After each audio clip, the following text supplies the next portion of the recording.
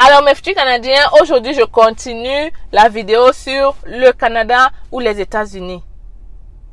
Des tueries on n'a plus fini, des meurtres on n'a plus fini. Chaque jour on entend quelque chose de bizarre qui se passe aux États-Unis. Quand j'ai fait la vidéo du Canada et les États-Unis, je vous ai dit que la raison pour laquelle j'ai peur de mettre mes pieds aux États-Unis, c'est à cause des nouvelles tristes à chaque jour.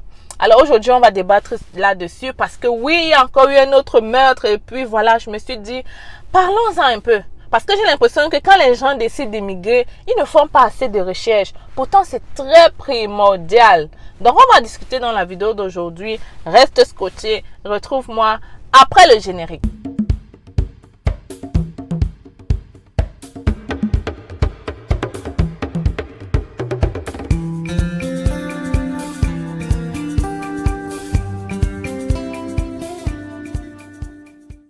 Alors, selon la firme spécialisée Small Arm Analytics and Forecasting, les États-Unis ont vendu 23 millions d'armes à feu en 2020 et ils s'attendaient à ce qu'en 2021, on vende 20 millions. Ok? C'est beaucoup. 23 millions d'armes à feu pour un pays en un an, c'est extrêmement beaucoup. Le nombre de meurtres a augmenté en 2021. D'ailleurs, dans les journaux, c'est partout, dans les posts sur Google, partout, c'est écrit. En 2021, les États-Unis ont battu le record de meurtres dans ce pays. Pourquoi? On ne sait pas. La raison qu'on donne, c'est que c'est à cause du Covid. Les gens ont vécu trop dans les maisons coincées, fait que ça a développé un certain stress. Les gens sont stressés et tout et tout. Il y a aussi des gens qui disent que c'est à cause de cette légalisation d'armes à feu parce que aux États-Unis, selon Washington Post, en 2015, on avait plus d'armes à feu dans ce pays que d'habitants. Soit 357 millions d'armes à feu contre 317 millions d'habitants. Quel est ce pays où on a plus d'armes à feu que les habitants? Ça veut dire quoi? Ça veut dire qu'une personne a même 2 armes à feu. Mon frère. Là, je suis dépassée, les amis. Je suis dépassée. Plus tu fais les recherches sur les États-Unis, plus tu as l'impression que c'est un pays vraiment... Je sais pas. Pourtant, il y a les églises là-bas partout. Hein. Il y a les églises, on n'a plus fini aux États-Unis. Les églises, tu en retrouves dans les rues, dans les quartiers, partout. Et ils prient vraiment. Mais pourquoi est-ce qu'il y a autant d'atrocités là-bas? Je ne comprends pas. Il y a quelques semaines, on avait le maître de Buffalo, raciste, un maître raciste. Ok, là c'était clair que c'était du racisme pur. L'autre jour encore, on a le meurtre d'un enfant un jeune de 18 ans qui prend une arme à feu, s'en va dans les écoles et tue 21 personnes. Comme ça. Ces personnes-là, on ne sait même pas, est-ce qu'ils les connaissaient? Je pense pas. Donc, qu'est-ce qui peut bien passer dans la tête d'un jeune garçon pour qu'il arrive à ce point-là? Pourquoi est-ce que les gens sont si en colère aux États-Unis? Parce qu'en réalité, pour qu'une personne arrive à faire cela, c'est que réellement il a un mal-être. C'est qu'il est en colère. C'est que réellement quelque chose ne va pas dans sa vie. Quel est ce pays-là où il y a une grande différence? Ça veut dire qu'il y a un grand écart entre les riches et les pauvres. Et c'est ça qui crée ça. Aux États-Unis, il y a des États et des villes où tu arrives, tu as juste envie de rentrer chez toi au Cameroun. Tu es comme mieux le Cameroun. Seulement les routes, les maisons te disent déjà où tu es. Pourquoi est-ce qu'il y a autant d'écart? Et c'est ça qui crée le problème. C'est ça qui crée la colère entre les gens. C'est ça qui remonte les gens. Parce qu'il y a des pays où la famine, les gens n'ont pas de revenus, les gens n'ont pas une bonne vie. Du coup, ils se tournent vers la drogue et tout ce que vous connaissez qui va avec. Vers les gangs et tout ce que vous connaissez qui est derrière tout ça. Donc, moi, je pense que réellement, je ne sais pas si l'État prend conscience de ça.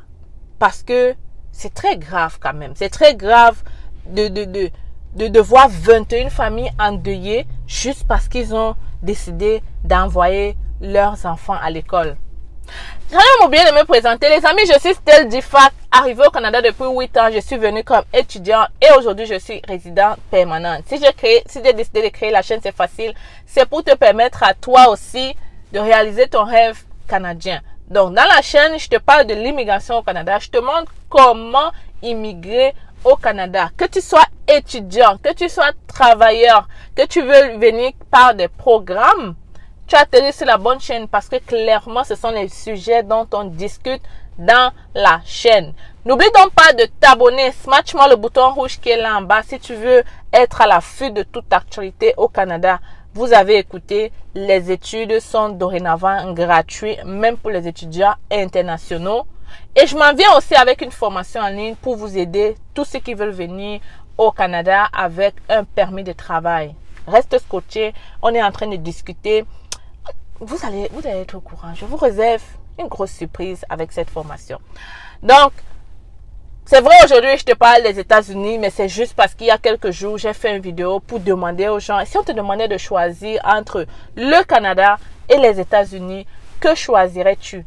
Les gens sont venus laisser en commentaire, oh, la monnaie, oui, je sais, le dollar américain dépasse le dollar canadien, ok? C'est vrai, c'est une réalité. Mais moi, je dis aux gens, avant d'immigrer, il est important de faire des recherches sur le pays dans lequel tu vas aller vivre. Tu dois regarder des points stratégiques. Tu dois faire attention, certes, à l'économie, mais tu dois surtout regarder la sécurité. Moi, je ne sais pas qu'est-ce qu'on peut construire avec la peur. Les gens se lèvent pour aller au supermarché, ils ne rentrent pas. Les gens envoient les enfants à l'école, les enfants ne rentrent pas. Comment tu peux vivre dans une peur incessante?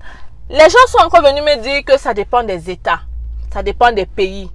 Alors, vous pensez que celui qui a gagné la loterie américaine là, il part où? Dites-moi, parce que moi, je ne connais pas réellement. Donc, vous qui connaissez, dites-moi un peu, la personne qui quitte des Afriques là, qui gagne la loterie américaine là, ils s'en vont dans les villes les plus riches là, ou bien ils s'en vont dans les villes un peu pauvres ou moyennes ou de toute façon, selon les statistiques que j'ai vues là, je n'ai pas pu tout retenir, mais au moins dans chaque ville, il y a des meurtres aux États-Unis. On en peut finir. Donc, peu importe. Il y a des meurtres partout là-bas. Donc, réfléchissez bien. Je dis bien, réfléchissez bien. C'est pas parce qu'on immigre qu'on va juste prendre ses valises et partir.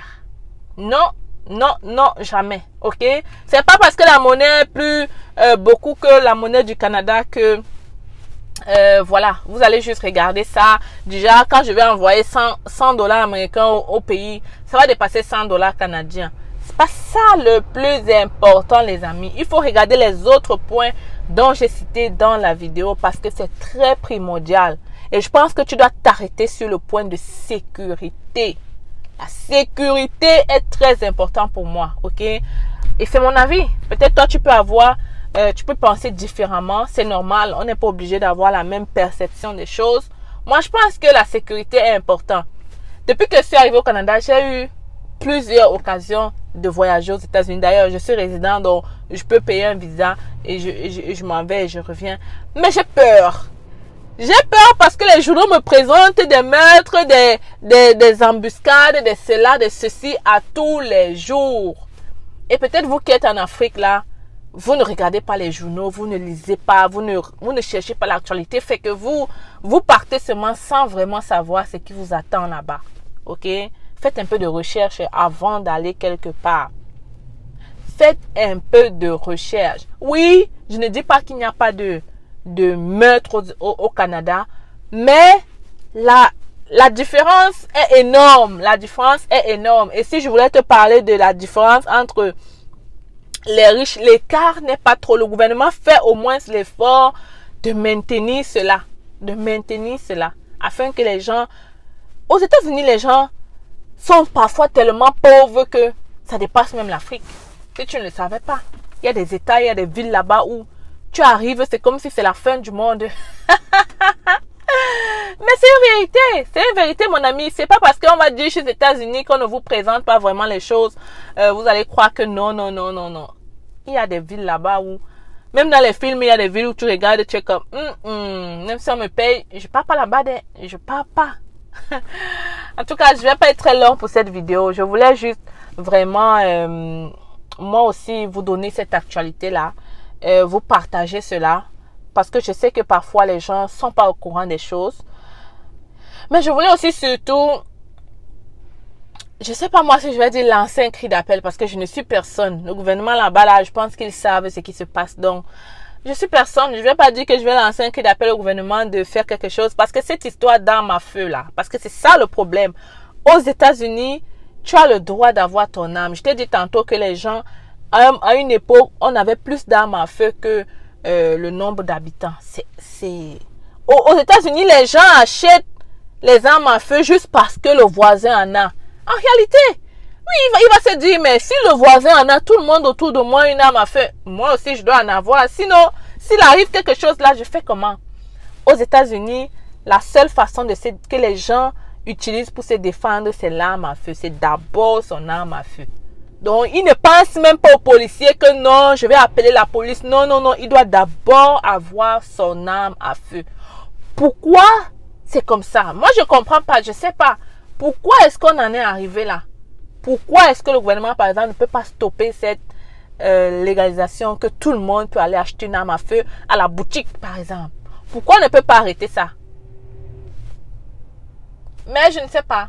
Je ne sais pas. Il y a sûrement beaucoup trop d'enjeux là derrière que ça nous dépasse. Les futurs Canadiens, vraiment, je ne vais pas m'engager dans un sujet où je sais que c'est peine perdue d'office. Moi, je dis juste aux gens qui veulent immigrer, qui sont encore en Afrique, réfléchissez-y. Si vous avez la possibilité de choisir entre le Canada et les États-Unis, prenez le temps de réfléchir réellement. Qu'est-ce qui serait mieux pour vous? Qu'est-ce qui serait mieux pour votre famille? Qu'est-ce qui serait mieux pour vos enfants? Très important. Très, très important. Dans une autre vidéo, on va parler du Canada ou la France. Oui, les amis, on va venir en France et on va détailler tout ça. Je sais, préparez déjà vos arguments parce que moi aussi, je suis en train de préparer les miens. On va détailler le Canada ou la France. Qu'est-ce que toi, tu vas choisir? Garde tes arguments dans une autre vidéo. C'était dans votre styliste en CV canadien. Je te retrouve très bientôt avec cette vidéo. En attendant, viens nous voir pour faire ton CV parce qu'il y a un recrutement au Nouveau-Brunswick qui est en train de se passer dans différents secteurs. Les gens ont déjà commencé à soumettre leur profil gratuitement.